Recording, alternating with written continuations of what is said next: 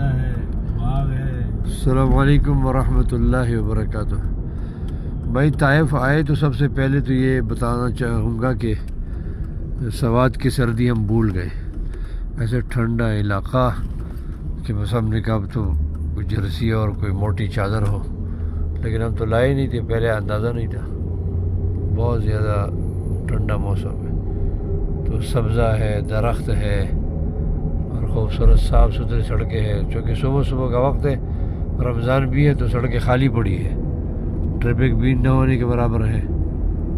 اور یہ کچھ تاریخی جگہ دیکھ لی اور ایک بڑی مسجد میں جو نماز پڑھی، اور یہ طائف کی سڑکیں ہیں، یہ طائف کی بلڈنگیں ہیں، مبارک جگہ ہے۔ حضور صلی اللہ علیہ وسلم نے یہاں سے بڑی امید کے ساتھ کہ دین کے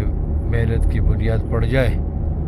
آپ نے سفر کیا، تو ہم بھی اس لیے آئے کہ آپ صلی اللہ علیہ وسلم نے یہ صلاحیت دیکھی تھی، اور وہی صلاحیت بعد میں ابری بھی، ظاہر ہوئی محمد بن قاسم رحمہ اللہ کی صورت میں، اور بہت بڑی ہستی جو کہ علم کا منبع ہے، بحر العلم حبر الامہ، تو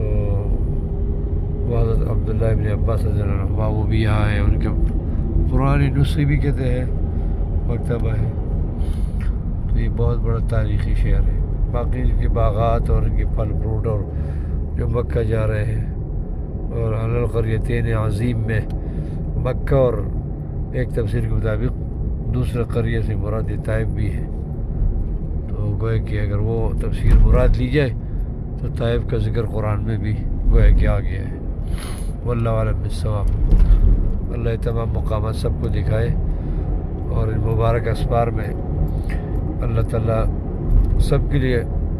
اسباب مہیا فرمائے کہ ان مقامات پہ آئے ہیں اور یہاں سے مستفید ہو، برکات حاصل کریں۔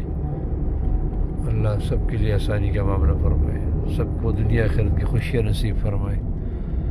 اور سب کی دنیا آخرت کے مسائل حل فرمائے۔ دین پہ